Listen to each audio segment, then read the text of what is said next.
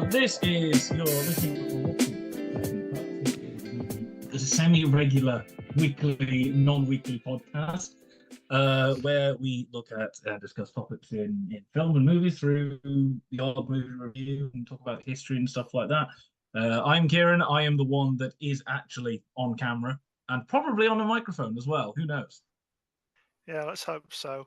I'm Sam. I'm the one who's glad I didn't have to see that intro. And I'll say this from the off. Not a sports fan, but I'm a sports movie fan. So yeah, let's do this. And somewhere in the world is Jacob. He's the one who is disappearing off for a minute and will be back Yeah, momentarily. at some point he's just doing something. We've had a Yeah, clash, but he will be here. yeah, we've had a clash. He's had a crash. Mm. And only him will get that. Yeah, so we are doing sports movies. Woo! I guess. I don't know. Realistically, at this point, sports movies should just be called underdog movies because that's all they Yeah, are. It's the same plot pretty every time. much. Yeah. And very quickly, I think that would be my answer. We got a question from Holly very quickly, and she friend of the show, obviously. We messaged in to say, I don't really care about sports, but I've loved almost every sports movie I've watched. Big shout out to Rocky, which I avoided for years and is now one of my favorites. Do you think sports movies all have a quality that makes us love them? And I personally think it's because almost every single sports movie is an underdog movie, because I don't really Yeah, think you could do a decent one that wasn't in some way.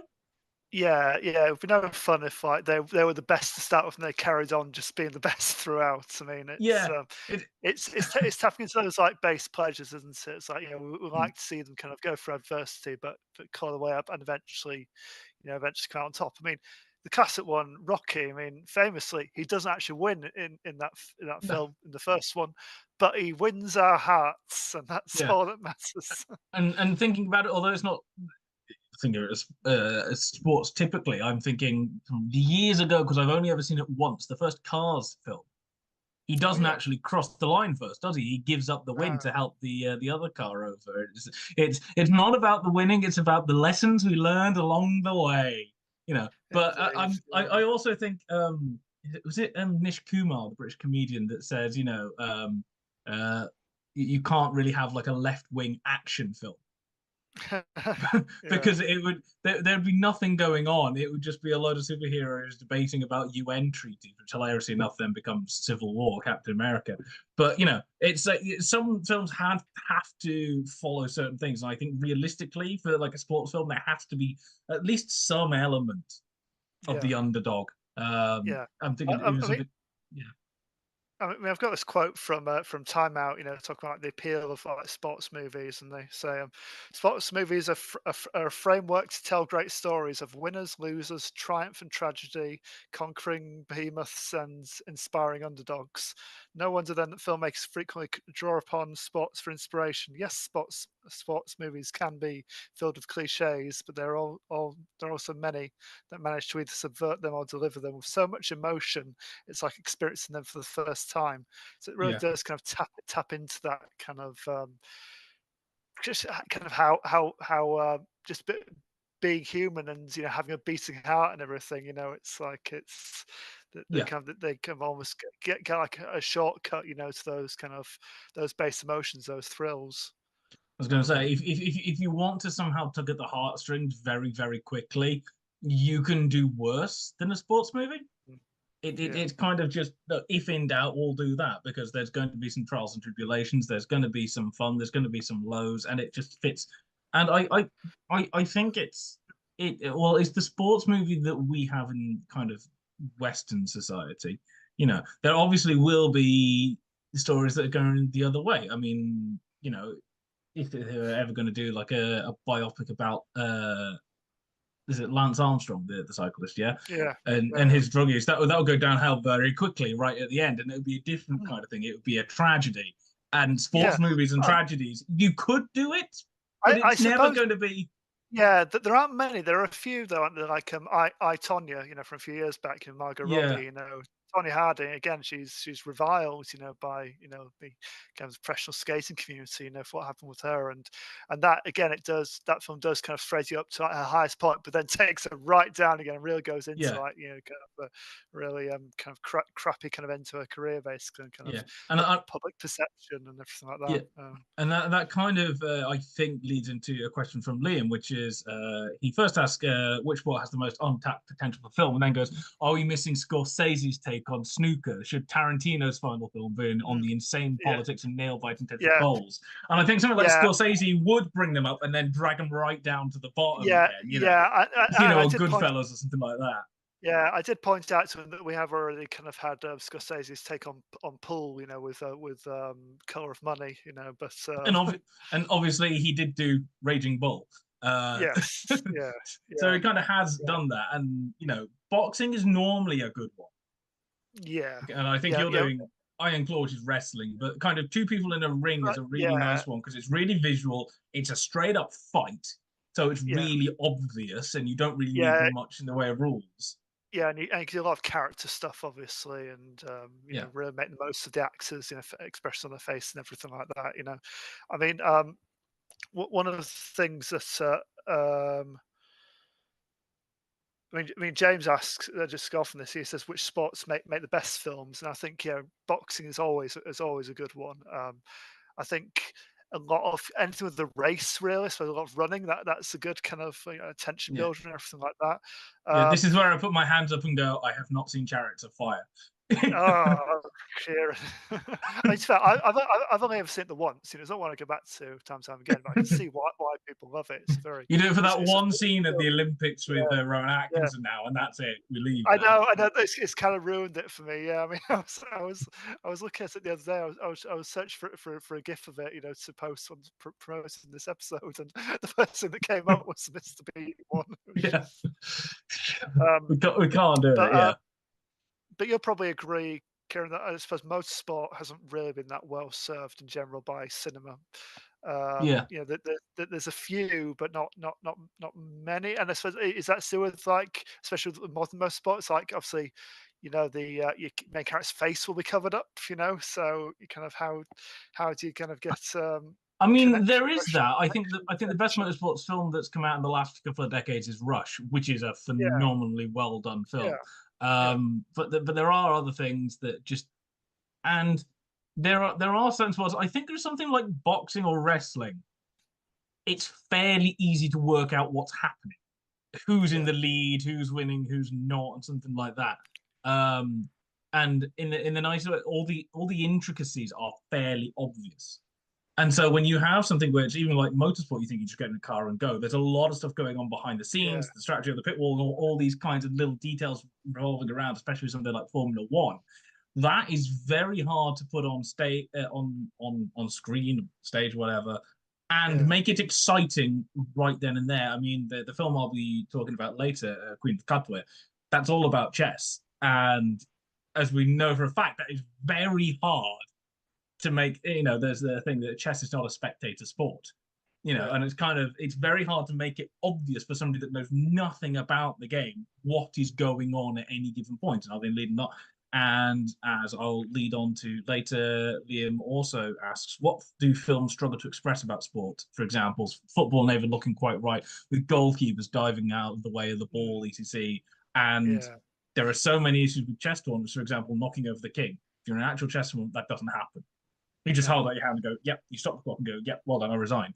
And yeah, there's certain things like talking across the board that just doesn't happen. Anyway, I'll come into this later. So certain sports just are very hard to get yeah, across to the laity exactly what's happening.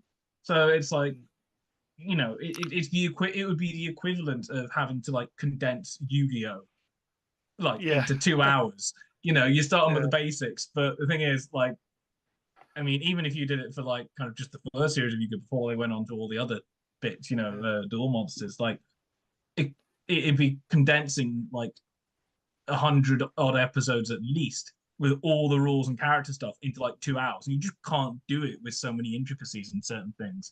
Football's a kind of an easy one because everyone knows you get the ball in the goal. it's a point. Most yeah, points at the end wins.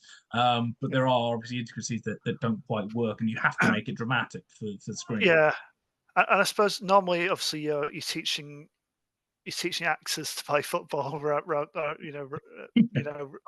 or sprinkling actors amongst like retired professional players, and Yeah, it's quite nice to get away from just literally filming a match of a football match and just looking like it's on TV.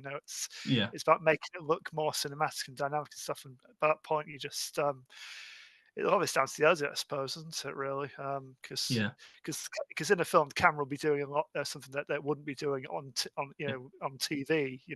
Like Yeah. we amongst players and stuff. Um, And I think I pointed this out before, but I'll probably bring it up again. I direct viewers and listeners to my article that I did a couple of years ago for the Film Magazine on the Harry Potter chess scene, where international master Jeremy Silverman, who got several books of, essentially designed a whole story within kind of the puzzle, so yeah, that you can't sacrifice several yeah, people, and even like the Black Queen takes several pieces, so she yeah, becomes a threat, and so mm, actually when Harry goes to deliver checkmate, that's not the final move because the queen can yeah, still block. And part of it was that you kill the queen as a kind of vengeance. So it's almost like a story within a story. And Ron sacrificing himself. Technically, yeah, Harry can do the same thing and still deliver mate. yeah, But it's yeah, Ron and Jeremy Silverman was very upset when essentially they butchered it, so you don't see half of it. The puzzle doesn't work as it was set out, and they didn't even credit him in the credits. So he's very put out about that. Anyway, go read all the stuff about that. So yeah, there's some stuff that's just very hard to get across and keep the character with the story as well. Because at the end of the day, a lot of the kind of sports moments are plot points, yeah, and that you have to have it go a certain way at certain challenges, and you have to present that a certain way. And it's very hard to make that realistic to what a sport would be, mm. is what I would suggest about that. Yeah, yeah, definitely. There's definitely elements of that. I'm trying to think of a good example. Really, I mean, kind of thing like sports. You kind of we haven't seen on screen and stuff like that. It's like, it's the ones that kind of blur the boundaries a bit. It's like, is it a sport? Is it not? I mean, don't think hap, Happy Gilmore aside. We already had golf movies, have we? Yeah, and that Uh, little one scene from ha- Caddyshack, you know. yeah, have Gilmore had Caddyshack. Yeah, it's like, would you do a good golf movie? I can't know, like I Tiger think the Woods Donald Trump biopic or something. Sebastian Stan thing is going to be the best we're going to Yeah, get. Uh, yeah, yeah, no, there are weird things. I think, especially, I mean, we do have stuff around like poker and things like that. But even mm, that, trying to explain intricacies of Texas Hold'em and all the ranks and yeah, the bluffing mechanics, you've got to make it ridiculously yeah, obvious who's winning. So yeah, everyone always gets a royal flush at the end. yeah, We've yeah. seen it enough times. In Casino Royale, that's why it's unlike in the book. They don't play Texas Hold'em in Fleming book, do they? But they thought this would be the most easy kind of version of poker for an audience to grasp quickly, and Yeah, get straight into that scene, and then it's all comes down to the character stuff.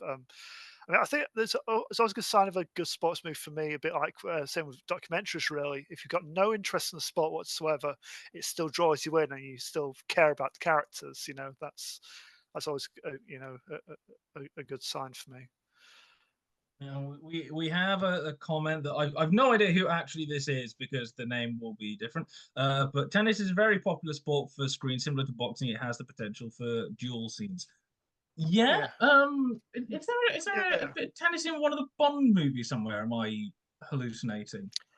Or is that Uh, sword fighting in one of the Brosnan yeah, I'm films? pretty sure there's isn't it Goldfinger? Isn't there something with I think so. And something like they play golf in that as well, don't they? I think there's yeah. tennis and golf And in it. Strangers on a Train as well. One of the Yes, tennis yeah, yeah, players.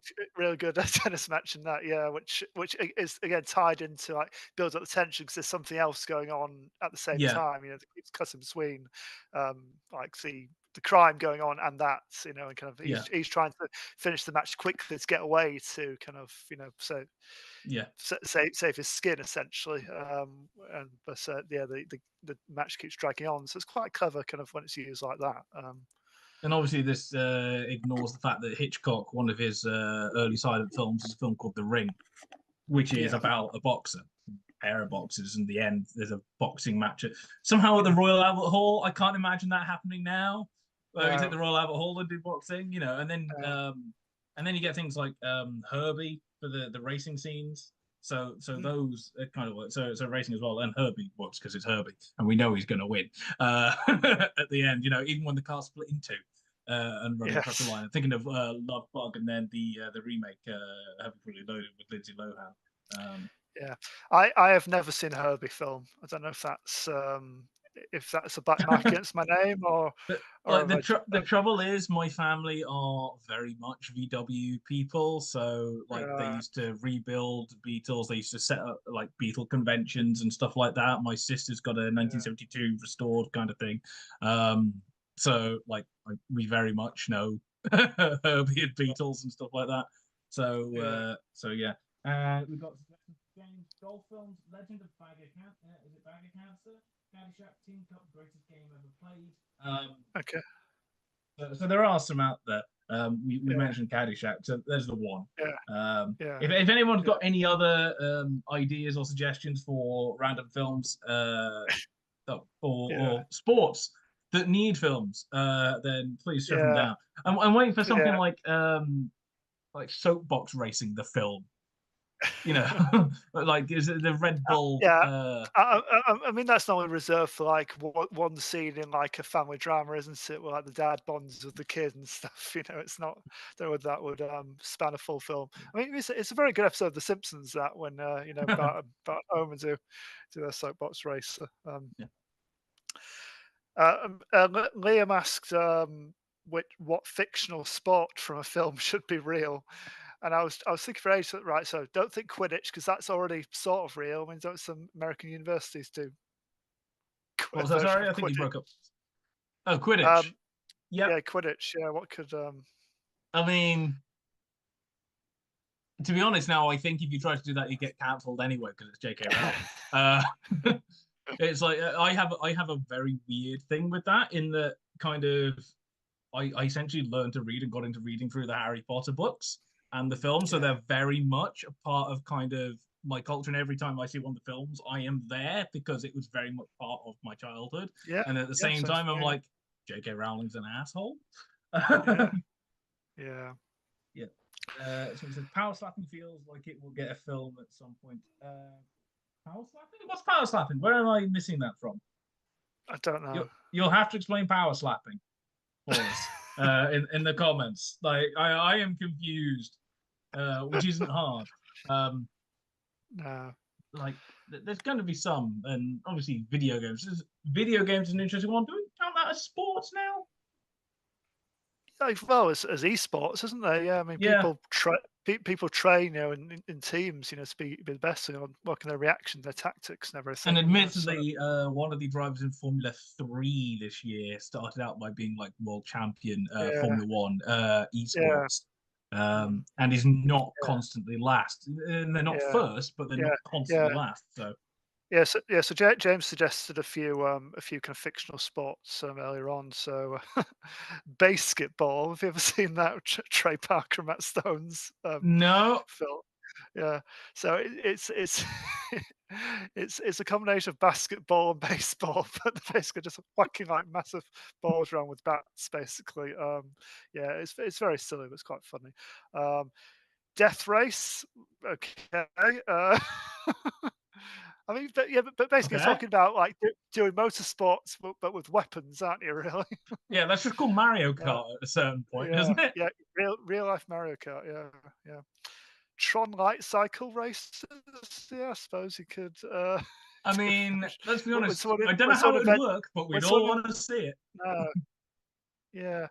I mean, you've always got those like VR kind of sense, haven't you? With like various kind of Yeah. scenarios and things. I suppose you can get quite close to that. Question though: does the Tron light cycle count as a video game that you want to see in real life, or is it a Yeah, sport? yeah, because it's not literally not in our world, is it? So you're on It's, another it's place. in It's a video literally, game, yeah. yeah, it's virtual reality, isn't it? So yeah, pod racing. He also suggested. I mean, Yeah. yeah, Yeah, I'll take that. I mean, I think, realistically, golf came from fiction because we all know that it was an ancestor of Peregrine Took from Lord of the Rings that invented the game of golf. Or was it Merry? Somebody in the comments. no, no, it was ancestor of Somebody Pippin. burned somebody across the face. There are plenty of compilations of knockouts from it. Isn't that just a Monty Python fish slapping dance? I I don't tell you know. what, I see that as a contest. As an actual Yeah, thing. The Monty Python fish yeah, slapping. yeah. I'd take But that. but yeah, yeah, but yeah, it was Pippin's ancestor 'cause it was it like Bilbo's cousin or something? I know that the Bagginses and the Tooks are distantly Yeah. related. I seem to remember. So Uh, yeah, who yeah, invented golf in Lord of the Rings? Yeah, real life research. It's Bandobras. Bandobras took. So it's actually yeah, Pippin's ancestor. yeah, yeah, yeah. God. Yeah. Let's go through if we've got any more questions and bits. We're kind of waiting. I don't really want to proceed. Jacob will be back. He's around and Yeah, doing stuff, and just times but we're clashed, but we're and it killing just makes time. sense to get onto the films when he is back. This is how well prepared we are. Obviously, stuff happens. Proof that we're live. Um, Yeah, and again, which yeah. which sport has the most untapped potential for the film? So we've done that. We're just clearing through our questions to make sure that we don't get anyone missing out now. Which sport makes the best films? Did we do that? Was James's question. I don't think we actually answered which sport is the best.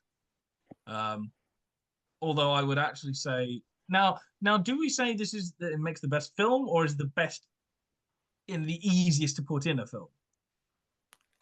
Because I think Yeah, there's a I think slight difference in that. I mean, I think we have a kind of established space. Anything like one-on-one kind of usually makes for a pretty good Yeah, kind of dynamic, doesn't it, in a film? And team sports possibly a bit more difficult to kind of compellingly realize, like a fictional context. I was going to say, yeah, I haven't seen it all the way through, but I never kind of see something like Invictus high up Mm, on these lists. yeah, It's kind of yeah, yeah. must be one that's there, but Yeah, yeah. I was going to mention was like rugby is about the only sport I watch semi regularly, and yeah, I can't think of a good rugby film really. I mean, and yet it, something like baseball gets a lot of films. yeah, Invictus is basically you're watching it to see Morgan Freeman play Nelson Mandela, Yeah, and then there's some rugby happening as there's well. some rugby involved. Yeah, that's our reason to get him in. Yeah, uh, Yeah, it's an interesting one. Come on, Jacob, where are you? yeah.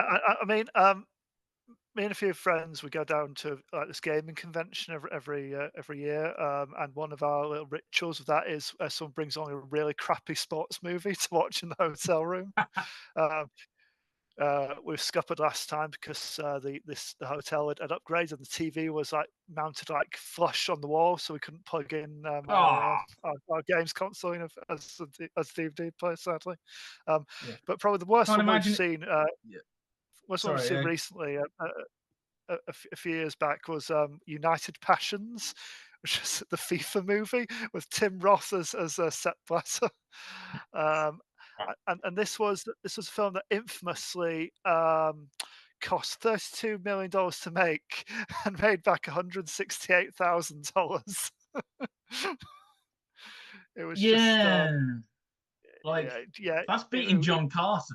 Yeah, yeah, yeah. It just didn't. So it was 90% funded by FIFA, and it's basically just propaganda about like the birth of the,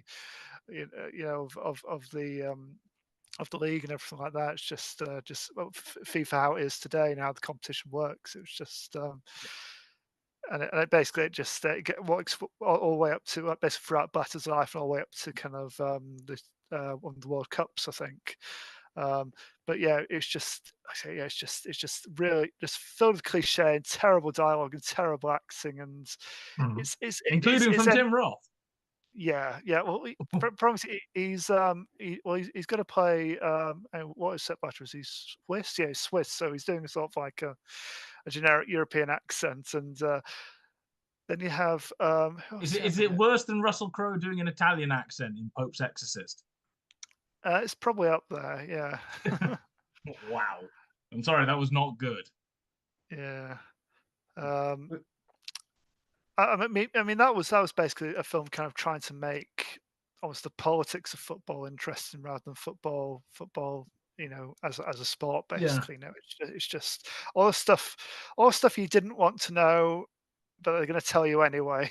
About- yeah, and about- I think if you're doing anything like that, you have to root it in specifically the characters and like a character yeah, clash, and just bring them into the conflict. I will yeah, draw upon again Rush as a really yeah, good example of just the two characters and them fighting against each other as they navigate kind of the ins and outs of yeah, F1 in the 60s and yeah, 70s. yeah.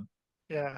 And there are also like some great sports documentaries. I mean, sometimes, to kind of tell these stories on these kind of lesser known stories or stories behind the scenes, like a documentary is possibly more Yeah. suitable than like a narrative film. Like Well, Senna, yeah, Senna is obviously like one of the best sports documentaries of all time. For good I've got reason. it It's on DVD just somewhere, and actually on yeah, Time Out's list of the best sports movies of all time, Senna comes in number 8.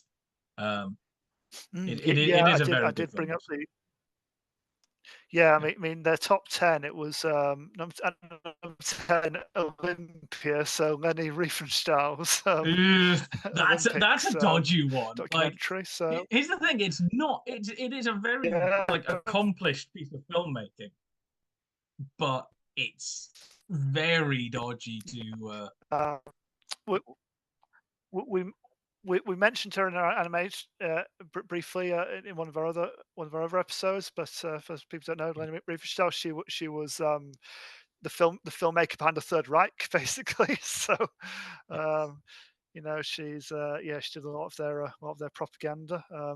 Yeah. So I she mean, filmed yeah, the technically 36. but, Yeah. yeah.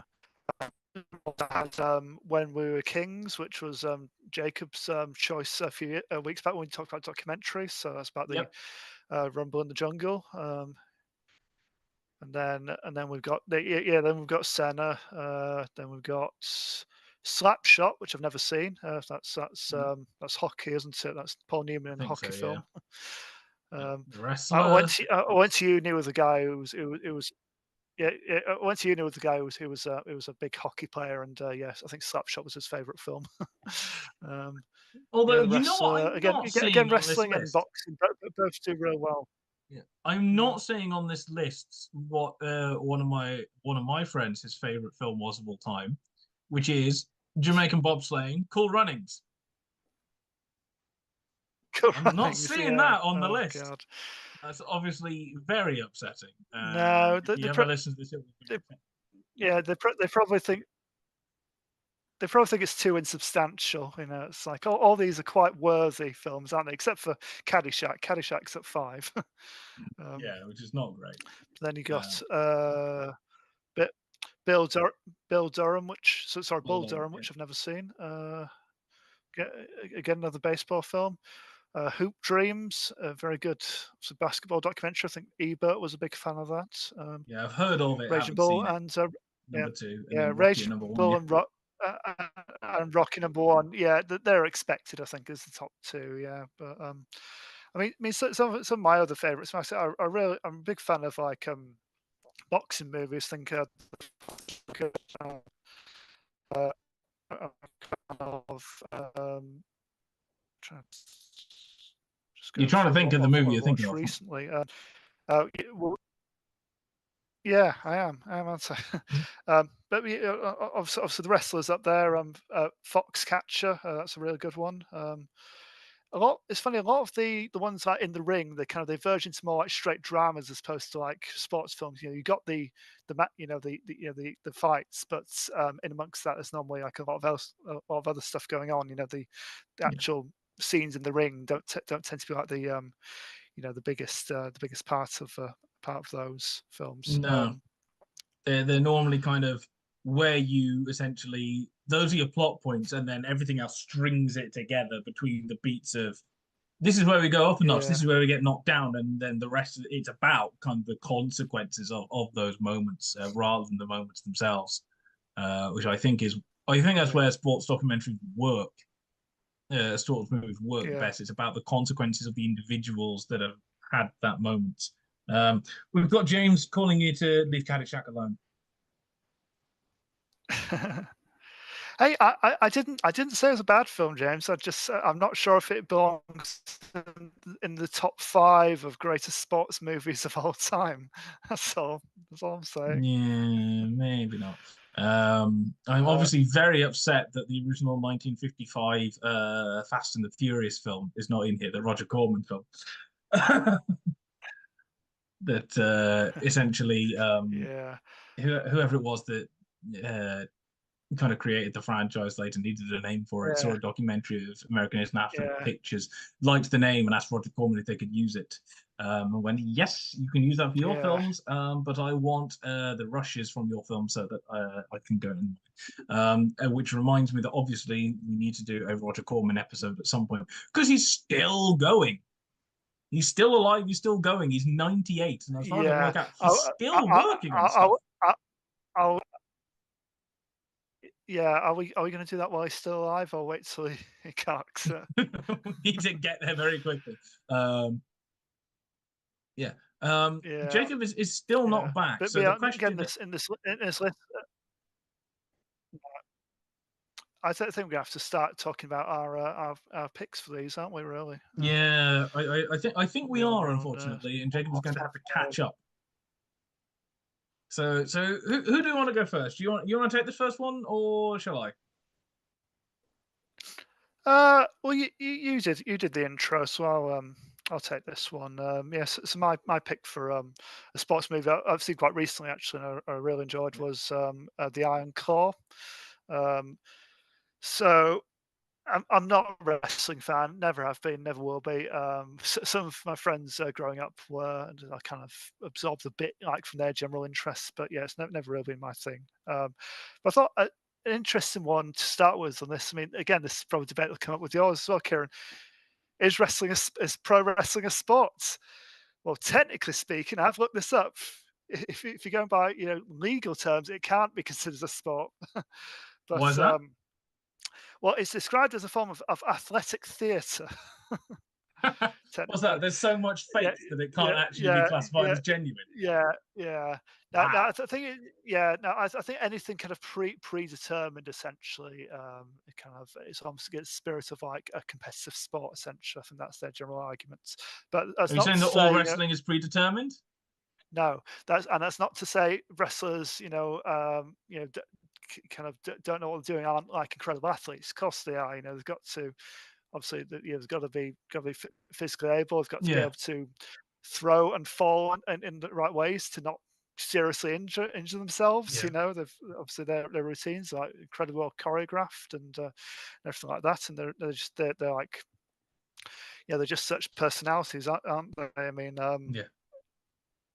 it's no surprise that so many wrestlers kind of make this successful transition to film acting because Yeah. essentially they're Whether they're already good or acting, not as in their actors, they make it yeah, across in very their day job. successfully. Yeah, yeah, yeah. But they've already got that charisma, that those personas, and it's just doing that in like a different setting, essentially.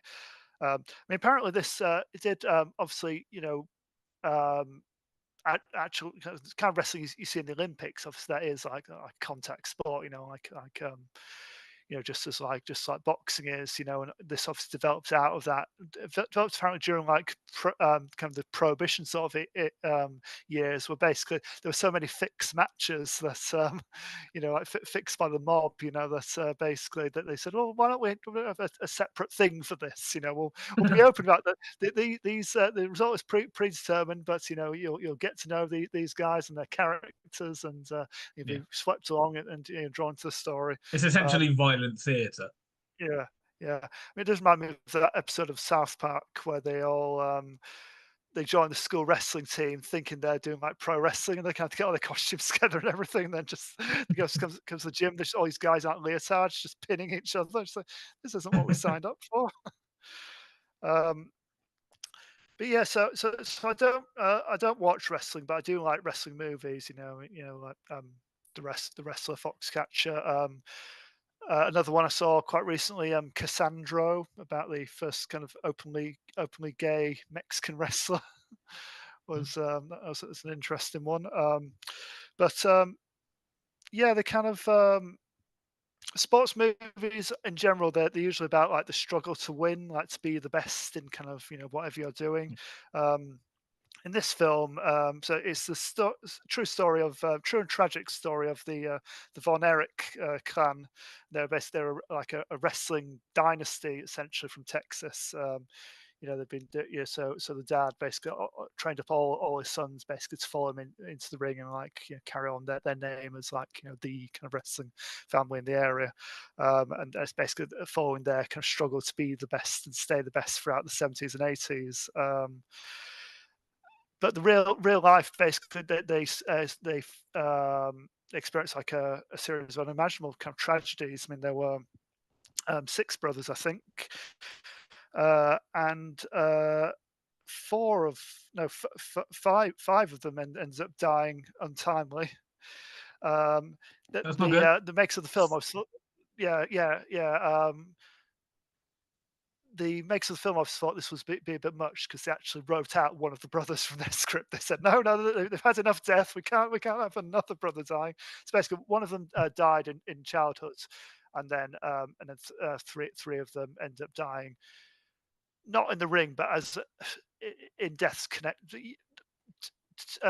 Two of them committed suicide, and one of them dies from an injury that was possibly exacerbated by kind of his matches. Yeah.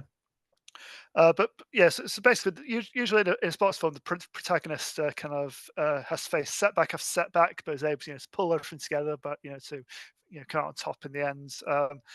This is a less conventional kind of story to tell in that regard because basically we're following Kevin Von Erich, who's Zac Efron, and basically he doesn't even get to do that.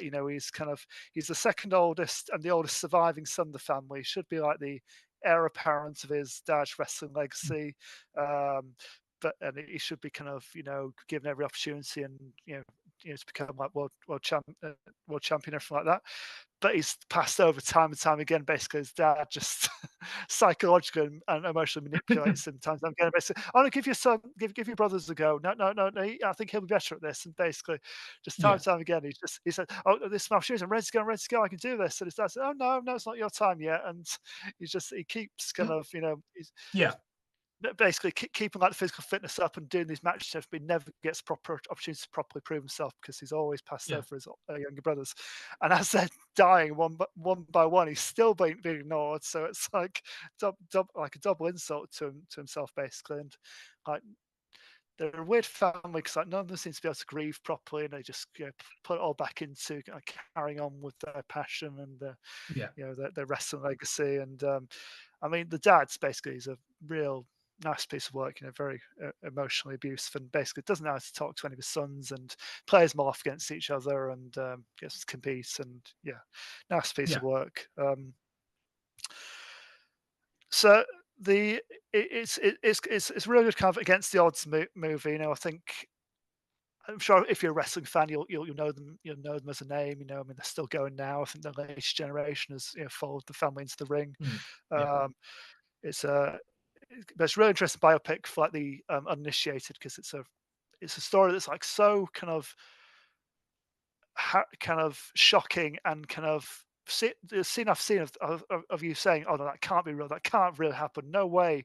Like one Yeah. family can go through so much." And you look up, and it's all true. If anything, Yeah. they've kind of restrained themselves a bit by not telling the whole thing. Yeah. This is Um, one of the times where they haven't made stuff up, they've left stuff yeah, out because it was too exactly, shocking to put in. exactly, yeah, exactly, yeah.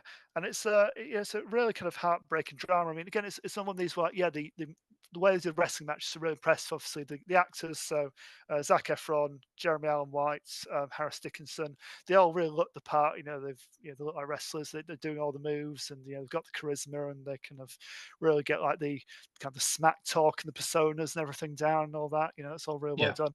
But those scenes that they're a very small part of the film, really, and really, they're just there to kind of heighten the rest of like this really dark family drama essentially, and just kind of Yeah. what's going on outside the ring. That's the most compelling aspect of it. I would really recommend it if you haven't seen it. It Yeah. was out. It was out in the States, I think, late last year, and I think in the UK it was out in February. But it's available on Yeah. streaming now, and if you get a chance. I just looked this up. I well think worth your there's even time. 1 or 2 cinemas down in London that are still playing it because it only came out a couple of months ago in It's the UK.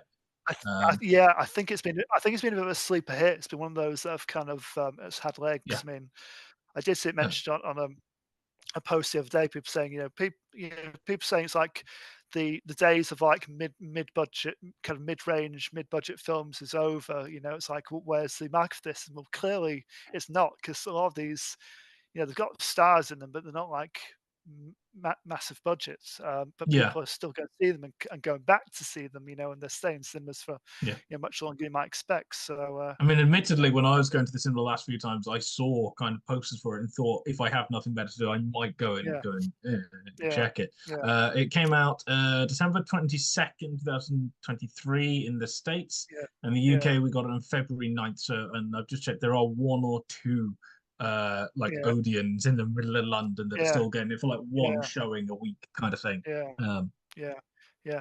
I mean, with like Zac Efron in mind, kind of, he's another one of these, a bit like Robert Pattinson. I think a lot of people still yeah, don't rate him. He's almost tired by his early kind of work. So like Pattinson, oh, you're in Twilight, so you can never be a good actor. It's like, well, clearly he is, because of all the interesting choices made. And Zac yeah, Efron's quite similar, I think. I think pretty much everything he's done since High School Musical, especially in like the last 5 years or so, like odd, dodgy comedy aside, all the dramas basically he's done have been kind of, they've really stretched him. I think he's a bit of a chameleon. Really, he's never quite does the same kind of thing twice. yeah, I think he's more or less, I think, in every scene of this film, and just he's definitely very much like the point of view character, and just absolutely goes through it. Goes through obviously being passed over and ignored and not getting his shot, but also just the unimaginable grief, time and time again, and eventually, kind of Kevin kind of has to like step away almost, and it comes to like believe this, like there's a curse on his family, even like, because the Von Erich name is like, it's a stage name, yeah. that his dad took on, but they were all kind of inherited, but he ends up changing his kids' names back to his birth name, basically, like, to Try avoid and outrun the curse. basically, yeah, yeah. There's even like a thing like in the kind of, not with like a biopic. There's like a thing at the end, kind of saying, what happened to everyone and kind of where are they now and everything. Yeah, And he's still going strong. Still involved in wrestling. His kids followed him into the ring, but essentially he just he retired himself and then just bought a blood land for his family, and now he just supports them and kind of has a quite chilled life retirement, which is good for him. Good for Kevin. I'm trying to see. I think it's currently at 44 million worldwide. Iron Claw. Just checked it up on Box Yeah. Office Mojo, and it was made for not that much. I don't think. 15, yeah, nearly 16 million. Yeah, so Okay, that's so pretty good. it's pretty much made back its budget, and anything else now is profit. So Yeah. it's not like it's flopped. Mm. Which is considering the state of films at the moment, that is actually very good. Yeah.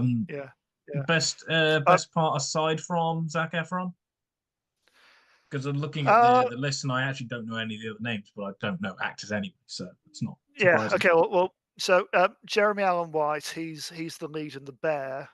He's what that would be what most people know him from. So he plays like probably the most successful of the brothers, all told. He was the one who actually transitioned over to WWE, or was it WWF back then? So I mean, he's one who he doesn't die straight away. He gets to lose a leg before he dies. Hey, Again, tragedy on tragedy. everyone's Um, so happy about that. mm, yeah, no, he's really good at Jeremy Allen White. Again with just like with the Bear, he's very good at these kind of quietly kind of intense kind of roles. And Harris Dickinson's British. He's a good kind of British indie actor. Probably his biggest role so far was in the Kingsman prequel, Yeah, which didn't. which we did do an episode on that, didn't we? We did, yeah. That were audio only, yeah. Yeah, it wasn't great, was But it? put it this way, you say that, and he's I'm looking him up now. It plays Conrad Oxford, Orlando's son. I have no idea who that is. I did a whole podcast episode on it, and I cannot remember. He was Ray Fiennes' son who dies during the war. Spoiler alert. Spoiler for me, because I can't remember it. Yeah, That's how amazing that film was. yeah. No, probably the best performance apart from Zac Efron will be. Oh, he was in Where the Crawdads Sing, which I reviewed. Yeah, and I have no idea who he is. Yeah. Probably the best thing about from Zac Efron would be Holt McCallany, who plays Fritz von Erich, the dad. Because I say he's just such a nasty piece of work, and just this man, just this big beast of a man who just can't communicate with his sons in any kind of healthy kind of way, you know. And he's so driven by ego. Basically, it's all he's doing. He'd say he's encouraging his sons and they just want to succeed. Really, he just cares about his name, wants his name to live on, you know, and then to carry off his legacy. Because he was when he was over, he thought he could have been bigger, you know. Marlon Brando could have been a contender. Yeah, exactly. But yeah, he feels like he didn't get his fair shot, so he's living on, you know, through the careers of his sons essentially. I mean, Sean Durkin, the director, he's not done a lot, but I think all of his films so far have been pretty solid. Features, as far as I can see, and some shorts and TV work, which is normally how directors start out. Yeah. So we did The Nest with Jude Law the other year, and then about 10 years. Yeah. And about 10 years ago, we did. Oh God, what's the one with Elizabeth Olsen? That isn't anything to do with Scarlet Witch? No. Martha Marcy May Marlene. There we go. It's about a cult. Yeah. Are we sure this isn't Scarlet Witch? Yeah. Well, yeah. And I will actually say that very quickly on this list that Time Out did, I Implore is on there already. Yes. Number 49. Yes. Yeah. I will say, want to check out the Film Magazine site. Our editor Joe did a countdown of the best wrestling movies, and he updates it after seeing the Iron Claw, and he puts it in second. Only the other thing above. No spoilers. We want people to read the article. We don't want to tell them what their results are. Yeah, all right. I won't say what he put number one, but yeah, Iron Claw. So if this amazing movie is second, what could be number one? You'll have to read it to find out. We're so good at marketing our stuff. You are, aren't you? And we welcome back El Capitan. What's up? Yeah. I say welcome back. Welcome. You were never here to begin with. So we've done the questions, but we've done a lot of filling. Yeah, I want to watch Iron Claw. It's not, I had it going in my earbud, so yeah. Are you a wrestling fan, Jacob? No. When you asked, is it a sport? The only reason I thought yes is physical exertion. Yeah. Did you know who the Von Erichs were, considering you're a Texas boy? No, never heard of them until just now. No, they should be like on your flag or something. Oh. Yeah, I guess I need to watch it because a cursed wrestling family sounds great. Yeah. Now on to something. This actually does sound like a Roger Corman. On to something that isn't a sport. Kieran. I was going to say, Jacob, are you going to yours first? I guess I can. Never mind. I'll do an actual sport. About isn't a sport. I can't remember what it is. You're doing Fired Up, aren't you? Yes, it's a sport. It's cheerleading. I'd like to point out I've already done the cheerleading movie of the past few months, and you decide to come in again with another teen cheerleading. Yeah, well, get on my patch. I didn't remember that you did a teen cheerleading movie. Have we all picked sports that aren't sports? Yes. That I was gonna call it unconventional sports. I just went with some sports movies. It's the worst title I could think of. No, it's an amazing title. Everyone should come because it's the greatest title ever, and everyone on YouTube should be watching this. Alliteration. Yeah, I watched Fired Up, which is a cheerleading movie. It's about two football players who go to cheerleading camp to avoid football camp and to sleep with women. That's their big gambit. Yeah, I've seen the trailer. I've not seen the film. I watched the trailer just for being honest. Is it Samuel Jackson that did that as well? No, I don't. He's not in it. Somebody did, and they're on some chat show. did that in real life. Okay. Oh. Yeah, some celebrity joined the cheerleading group because they were trying to pick up girls and it wasn't working. So they decided to go to the join the cheerleading society and go to the competition because they're all girls there. And they're like, Right, why is nobody else doing this? I I can't wish- remember who did. Find out. I wish they called it the cheerleading society. Whenever they talked about it here, are cheerleaders a thing in the UK? No, not really. No. No. Okay. I mean, they're probably starting to bring them in now because everything's more Americanized these days. But Sure. But no, they're not a big thing. The joys of monoculture.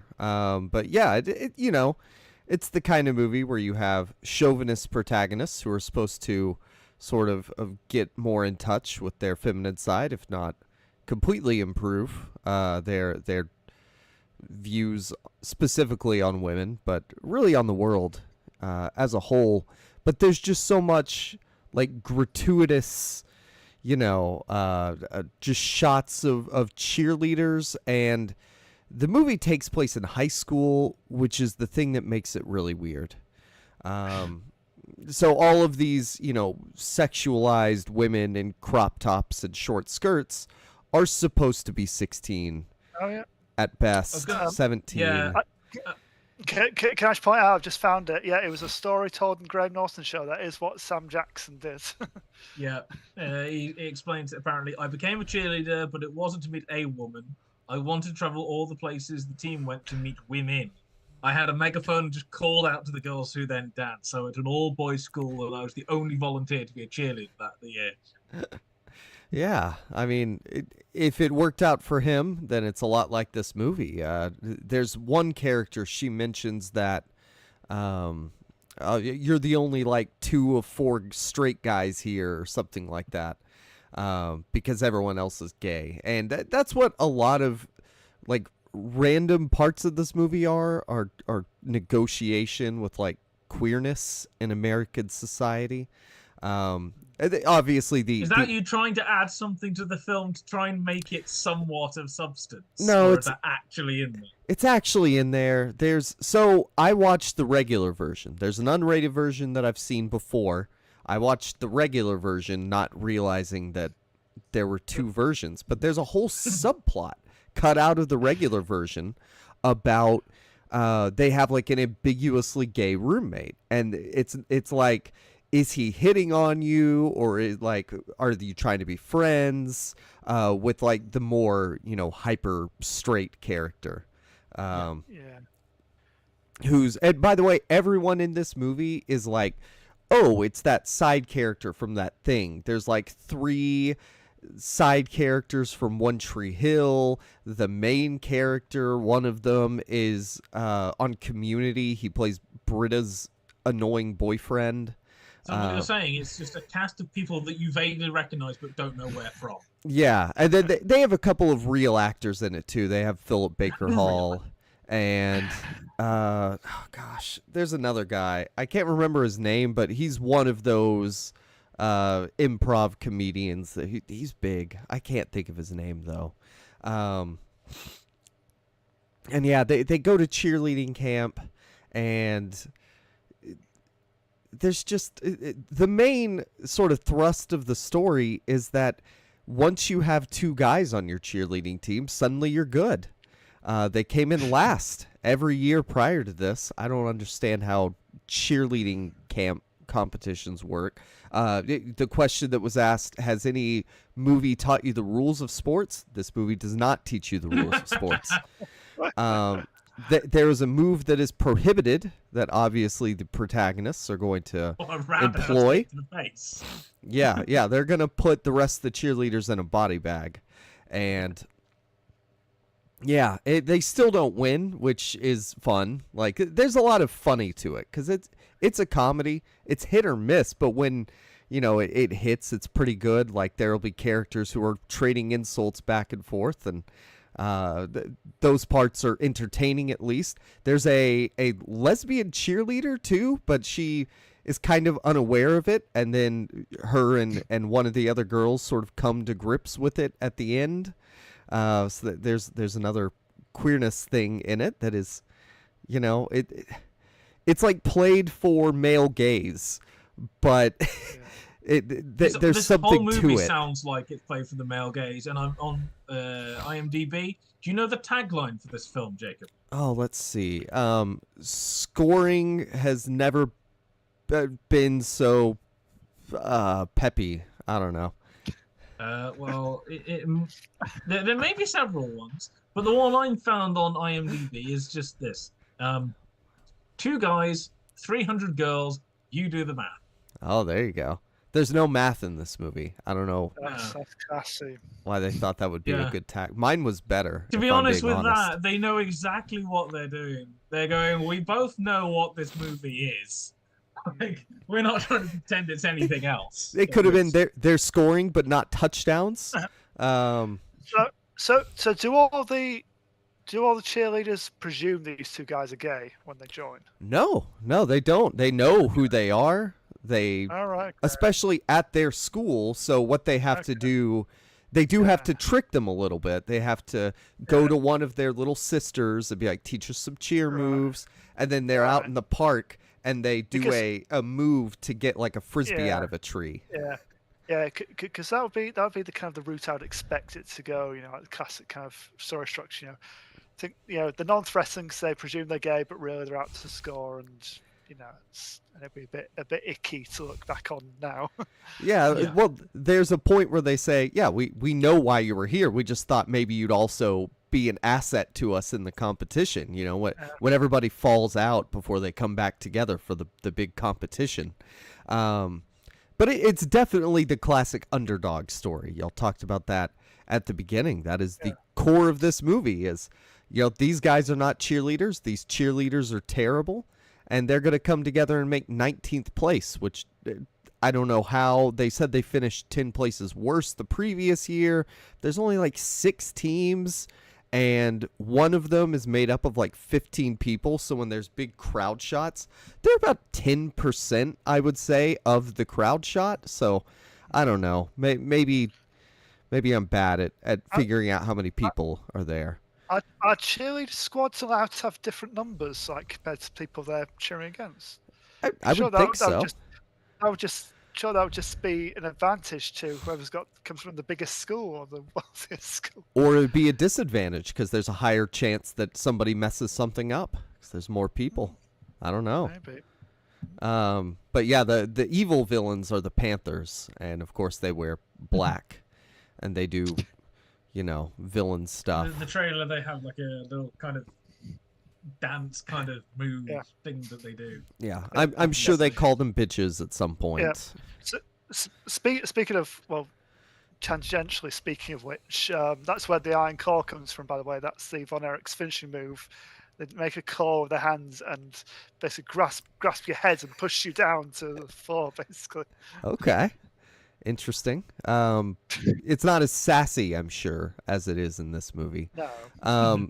I do think, so there's another subplot, and that subplot is that the main cheerleader girl from their school has a boyfriend, and the better of the 2 chauvinist guys is falling in love with her, and so obviously, so douchebag boyfriend, he goes to college. He calls himself Dr. Rick, even though he's like pre-med. This actor is really good. He goes for it. Like, he is the full camp douchey boyfriend. Should not be in a movie that's like this, He should or be he's doing perfect better for it. things. Yeah, he should be in Happy Gilmore. He's really good at, he'll sing Chumbawamba and be like, yeah, bro, this is my jam. Ugh, because I get knocked down and I'm going to beat him up. Yep. He's always listening to some douchey song and, chanting about how great the song is. Yeah, love it. He's just so good. The main 2 actors, they're fine. Like, the guy that plays Britta's boyfriend on Community is probably the better of the 2. It seems like they just told him to improv the whole time. He's kind of like discount TJ Miller is how I would describe him. He's fine, is what it is. as far as like the sportsing, the football's pretty good that they show. Philip Baker Hall is their football coach, so he gets to be vulgar. And the cheerleading is good, but it's because they use lots of stunt doubles. And so if you pause it during the far away shots where they're doing complex cheer moves, you could see all of the very different looking people. They did at least get a blonde to play the main girl, but then there's like just an Asian girl. There aren't any Asian women on the team. I don't think they had a black stunt double playing the black girl. You mean you got to 2009 and they didn't decide to add a token Asian character to the team? They didn't, like, No. that's kind of what they did around then, wasn't it? You just like add one of every ethnicity and go, look, we're diverse. If they had incorporated this into like not another date movie type movie, I think a Ring Girl would be in it. But this is definitely much more in that sex romp road trip. I would say it's more of a camp movie than a sports movie if I'm really thinking about it, because it's about connecting with all these other youths your own age in the beautiful days of summer. That there just happens to be a sport that it's centered around. That's the plot driver. Yeah. And then, well, that is what we said. It's sports movies are kind of about. You know, you have these kind of sports moments, as the big moments, and the regular points, the rest of it. So they're underdogs, and obviously, trying to be better than the other team and everything. Is there at least one elaborate montage of them training? Absolutely. It's them. It's the guys. They pump up the girls, and then they do a big cheerleader practice. And that's really it. It's one practice session. Yeah.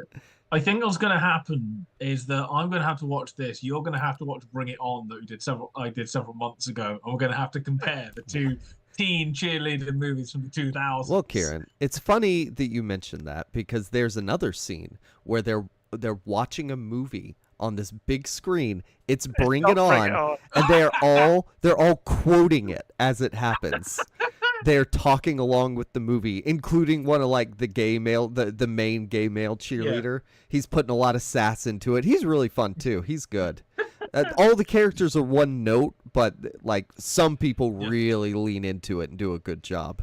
They've got it's one note, but it's on it. Let's run with it and see how far we can go. Yeah, and the ambiguously gay guy in the uncut version, the only thing they show is, for some reason, the main douchey guy. He has some beads that he gave him. He's putting them in his mouth, and he said, "That's not a necklace." And then he realizes what they are. And then he goes through in his mind and remembers all of the times that he was ambiguously gay that weren't shown in the uncut version. Those aren't the scenes. Those are scenes he thinks back to, where he's like naked with them and grabbing his butt and things like that, and going, "Oh, he is gay. Whoa." But they're all accepting of it. It's not like they go, "Ha, gay," except he does have to talk about how straight he is. He does have to be like, I'm so straight that this is actually fine. So that's weird, but they're not homophobic. These teen movies towards are them. weird. Yeah, teen movies are weird. It's especially weird, like, you guys understand the noticing the difference in your hair to varying levels. Once you start losing a little bit, you can notice when people are 35 versus 20 playing teenagers. Everyone in this movie's 35 years old. They're not close. I mean, who is it? Who's it from Dairy Girls? That was like 30. Which one of them is it? I can't remember. But... It's the Dairy Girls. It's the one with curly hair. Yeah, it's the shorter girl, isn't it? I can't remember. Yeah, one of them is a lot older than the others. So, yeah. That's Nicola Coughlan. Yeah. I couldn't remember the name. Yeah. So there's this Northern Irish school sitcom basically. They're all like in their mid-20s playing 16-year-olds, except for one of them who was about in their early 30s. When it Naturally. aired, it first aired in 2018, and she was 31 at the time, and she was meant to Yeah. be in high school, Yeah. like 14, Yeah. 15. Yeah. Nice. She's now like proper celebrity. It's quite funny. Yeah, because she's in Bridgerton. Yeah. Apparently, I think, was it Scorsese? Apparently, he said that he loved Dairy Girls, and she was like, "What the hell is going on?" Yeah. Okay. I probably won't check out Dairy Girls, but I was picturing it like a Disney Channel movie. That's what I saw. Yeah, and that's how I would describe this. It's a raunchy Disney Channel movie. It's not great. It's something you watch when you're like 14 and go, "Oh, ho, this is hilarious," and then you're older and you go, "Oh, and then you're this like is gross." 16 and go, "What the hell am I doing?" I would hope that a 16-year-old. I don't think a 16-year-old would, but this is made for like 12, 13, 14-year-olds. probably, yeah. Yeah. They don't know how sex and drinking works. There is actually a noticeable lack of teen drinking in it, which was surprising. Well, Yeah. you know, we can't have everything. Yes. Okay, so cheerleading is a sport, Kieran. Well, it's quite Defend funny how you were yours is saying a this- sport. It was quite funny you were saying actually that you're saying that yours is pretty much a Disney movie, because this one actually was produced by Disney and ESPN. Oh, sorry. I meant Disney Channel original movie. Yeah, but still, it's not even to the quality of live action Disney. That's worrying. That really is bad. Yeah. So my film is Queen of Katwe, and Sorry, if you what go was on to that? Queen of Katwe. Oh, okay. And Katwe is a slum of Kampala, which is the capital of Uganda. Sure. It came out in 2016, and if you go on Wiki, it classes it as a biographical sports drama film. Oh, so that's your basis. Yeah, so Wiki, and here's the thing: it's a chess film, and anyone that kind of plays chess to even like club level will go, it's a sport.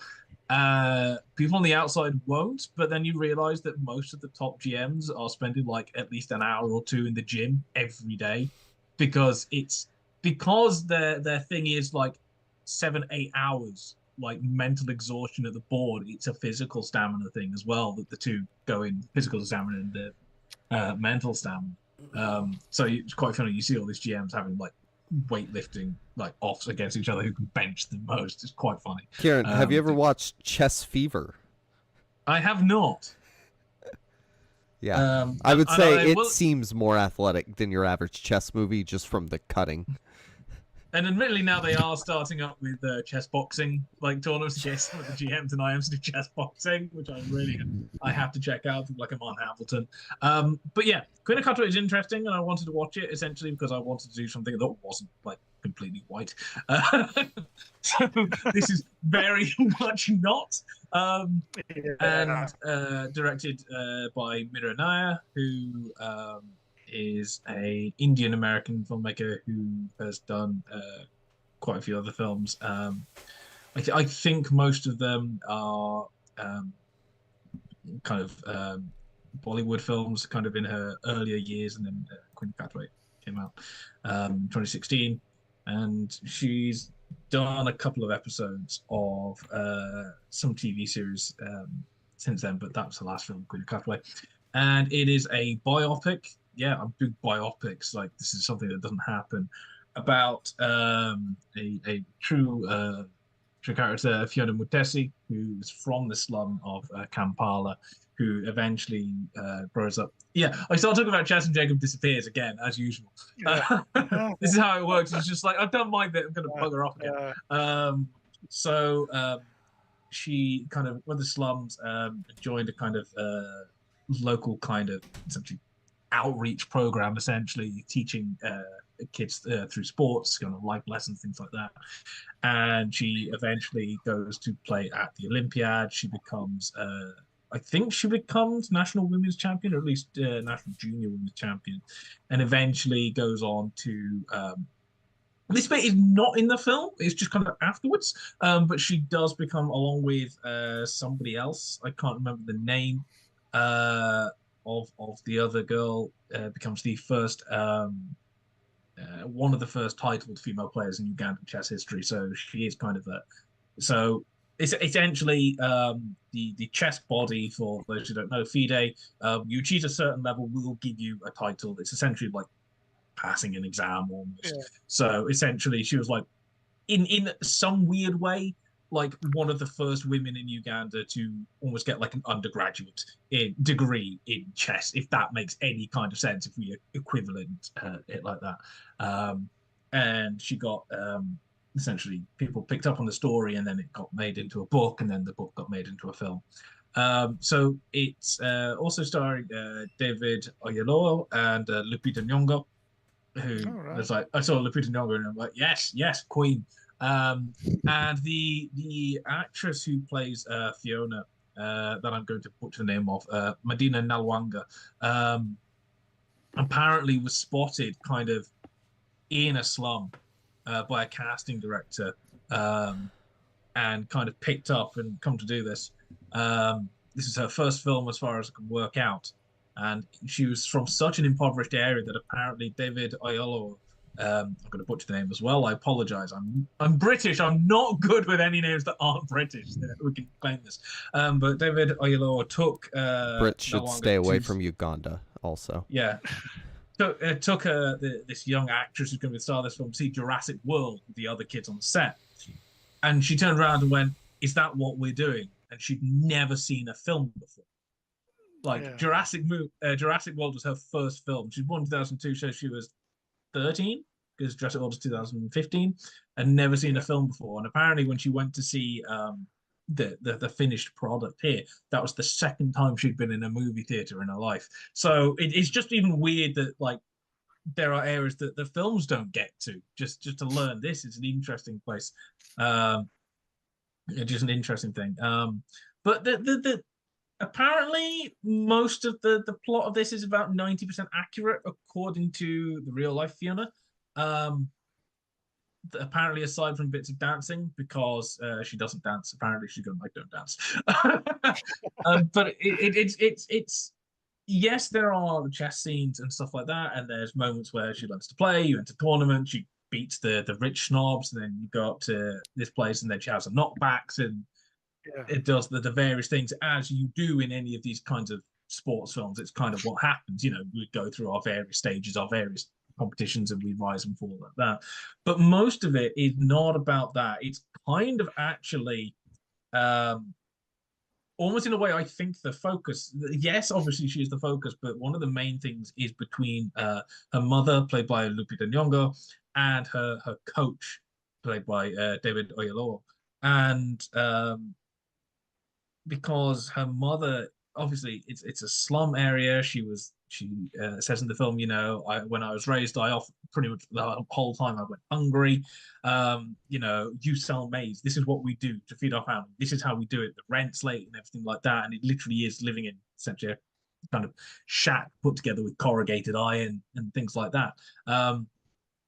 And when she finds out that Fiona and her brother are at this kind of chess club thing, she doesn't understand what chess is, and so hauls them out and says to the coach, who's obviously name I've forgotten, Coach Robert, that's it, you know, you will not have them gambling, you know, and thinks chess is gambling. And I think there have been countries in the past, even quite recently, sort of 10, 20, 30 years ago, that have banned chess because they see it as gambling.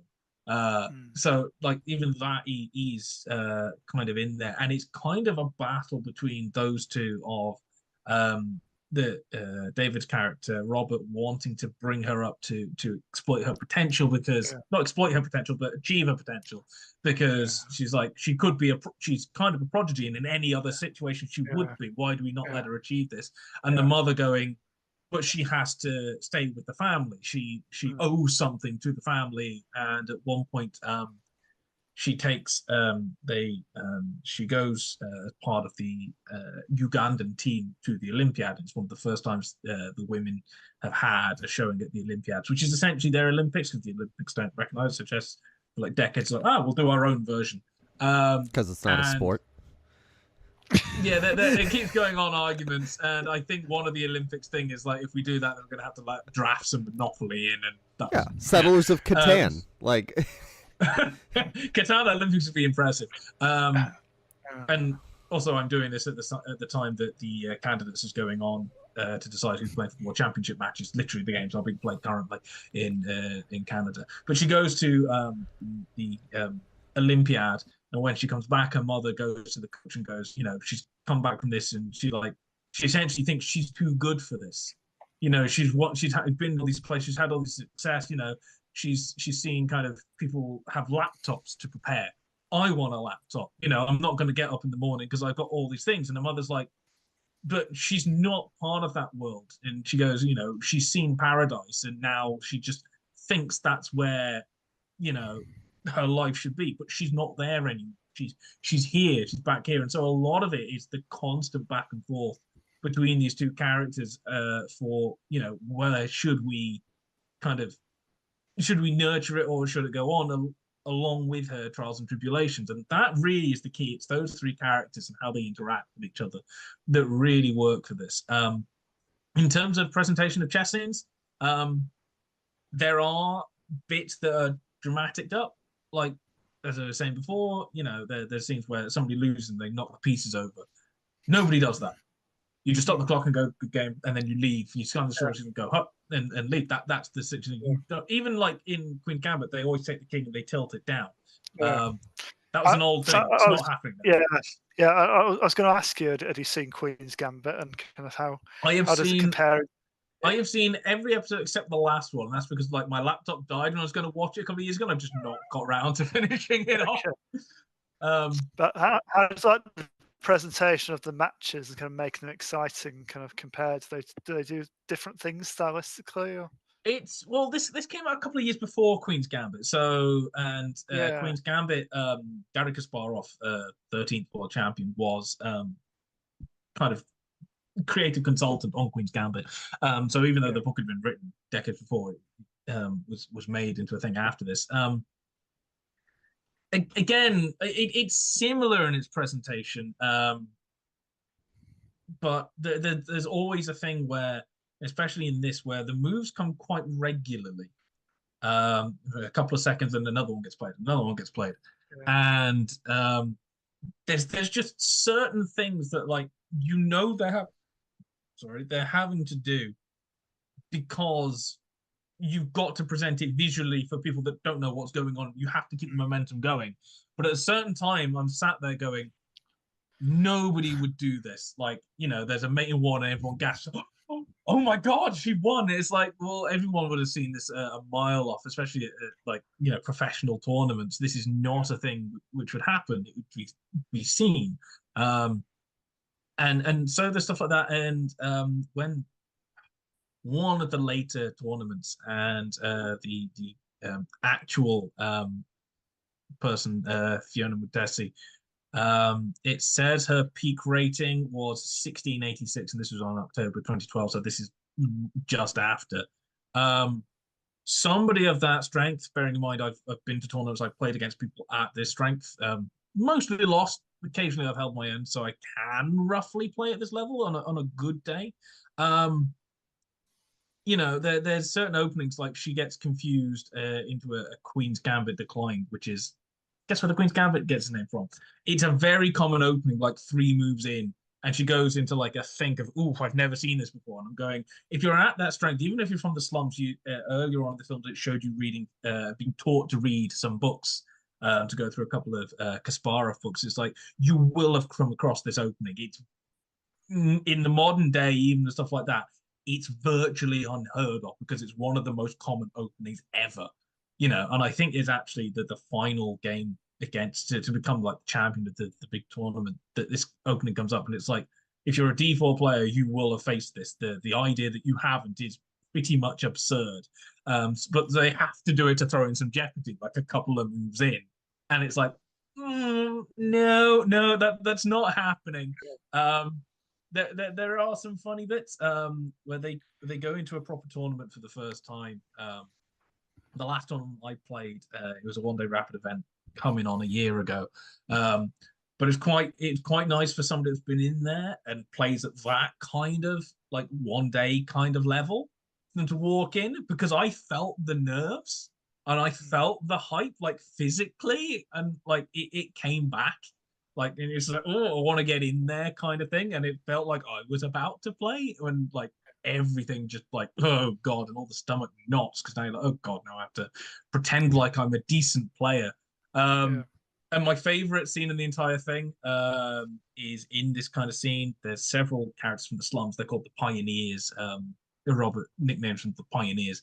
They're going to do there, and they're going to push forward for prove that people in the slums can play chess. And one of the characters who's in it quite a bit, whose name I've now forgotten from the cast, obviously. This is how good I am. I think it's Gloria. She's playing on one of the boards and she promotes to a queen, and then the queen gets instantly taken, and she bursts out screaming and crying like, "Oh, he took my queen! Has to get carted off." And I've never felt something more in my bones. He took my queen. It's like, oh, I feel you. So there's some stuff like random, like anyone that's played kind of these events will recognize and go, we've all had that feeling. There's other stuff, for example, the final scene where Fiona's playing against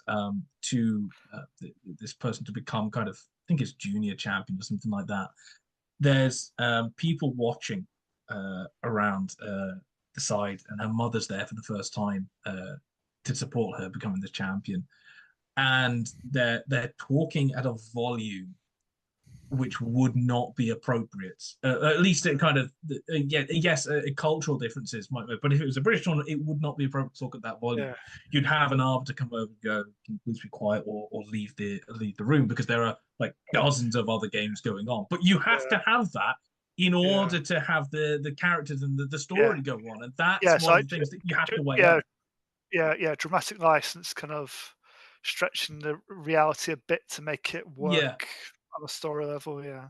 So there's some stuff that lines up, and there's other stuff that just like it's just slightly off, that we know why they're having to do it, but it would not happen. Like if there's at that volume, if I was an arbiter and I know people are arbiters, they would have come over and gone, "Excuse me, can you please keep the noise down?" If there are other games going on. And even when one or two of them win in their team tournaments and they're leaving, they're kind of going, "Yes, we won, I won, that kind of thing." And even though they're leaving, you'd have got everybody in that room looking up, going like that instantly within seconds. It's just something that happens.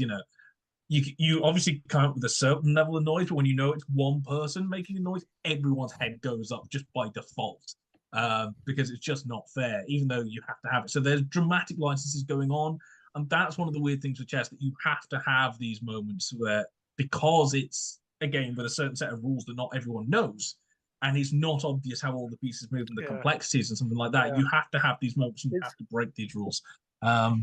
So is it basically people almost commenting on the game, kind of saying, "Oh, they're doing this move because of this," and that was so you that strategy kind of thing. So right near the end, the final kind of climactic scene, her mother's there for the first time, and her coach is there, and one or two people, brothers there, and I think one or two friends, and she makes a move, and the government go, and her mother goes, "What does that mean? Is that good?" And because it means she's winning.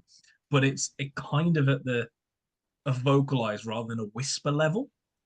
And when she wins it means she's won, and they start hugging each other, and it's one of those ones where kind of, like in the film world, they've been sound locked off kind of thing. They're in a little bubble of their own.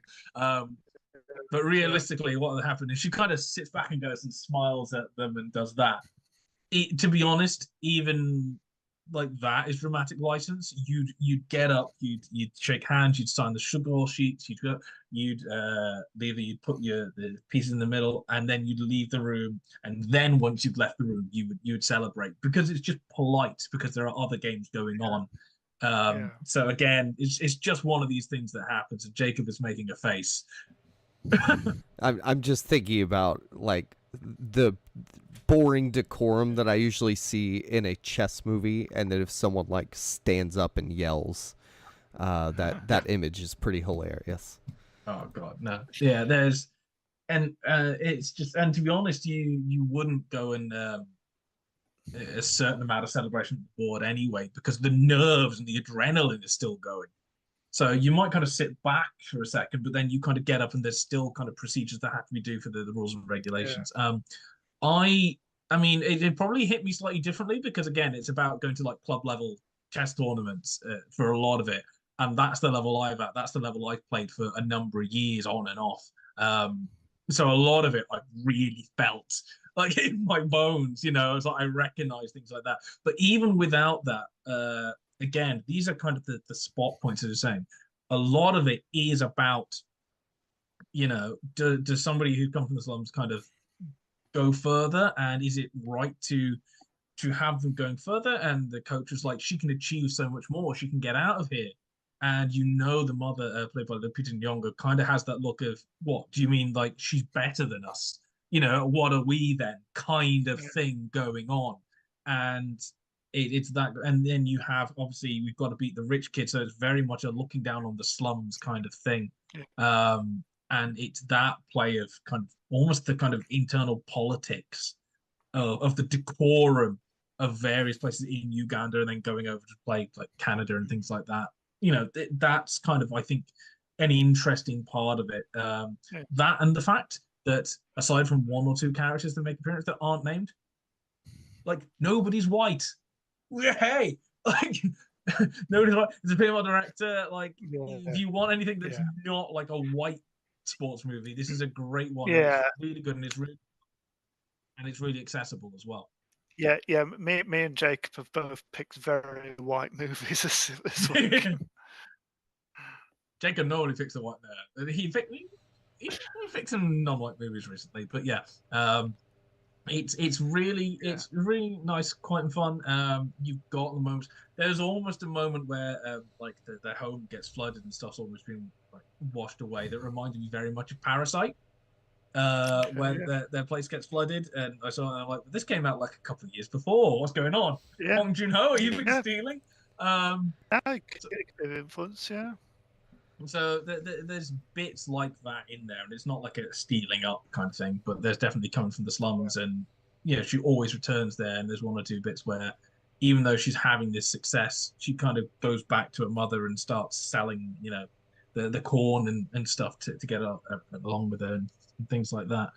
And you know, they obviously all come together, and it's a Disney movie, so yes, a lot of it is true to life, but there's kind of only one way it can go.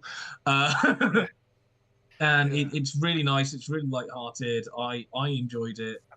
I think somebody that's not a chess player as well would understand it enough to at least get the ebbs and flows and be intrigued by that.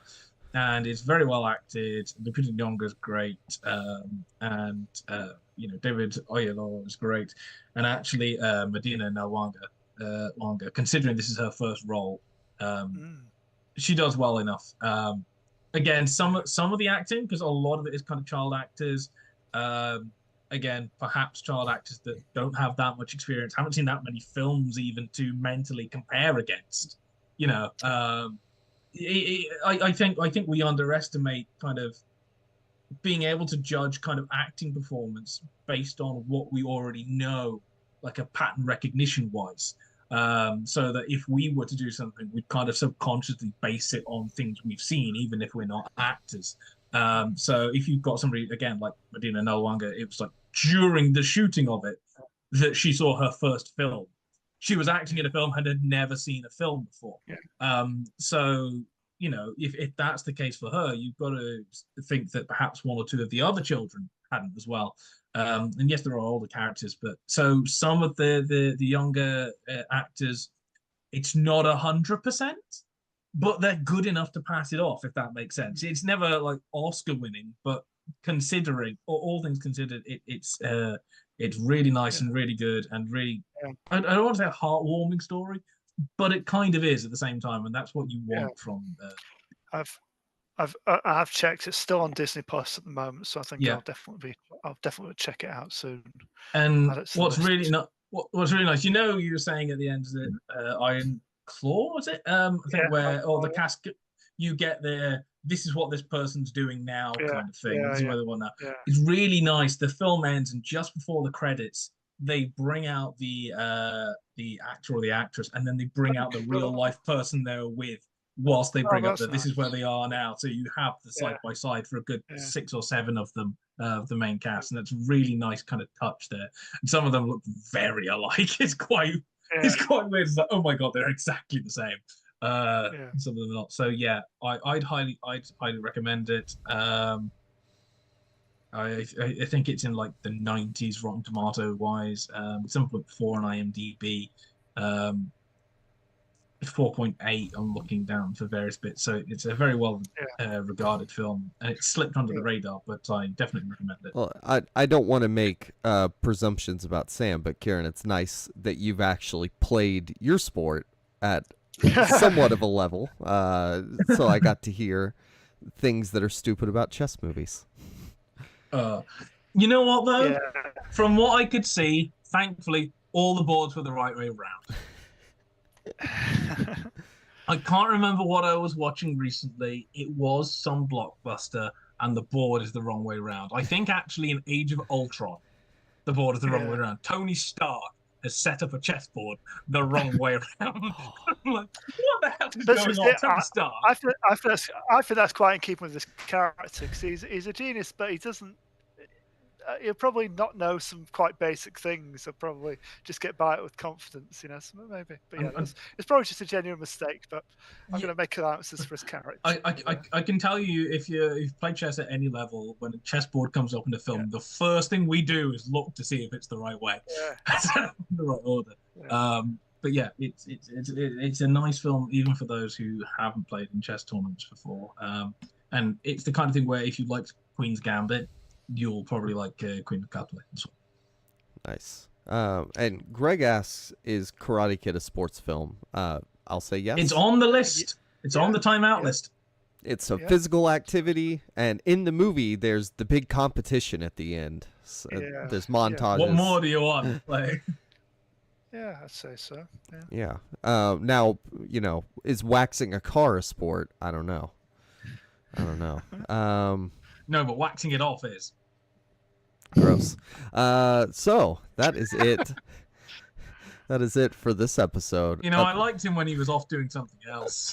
Well, it didn't even matter. Me and Sam are going to strike left. out and do our own podcast. Spin off. No, we appreciate your technical expertise. Oh yeah. I mean, look, I went to go. Not board up, plastic up a glass door, and now all of my work has been for naught.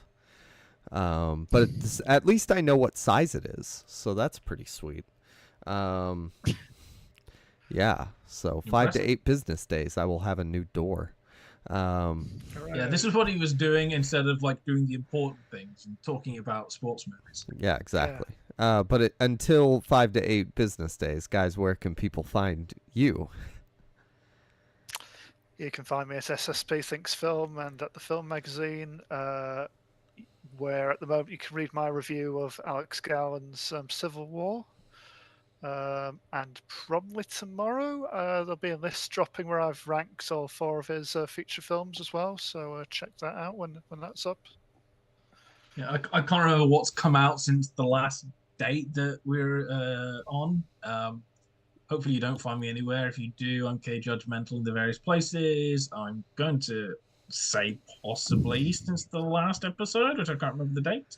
Let me just double check.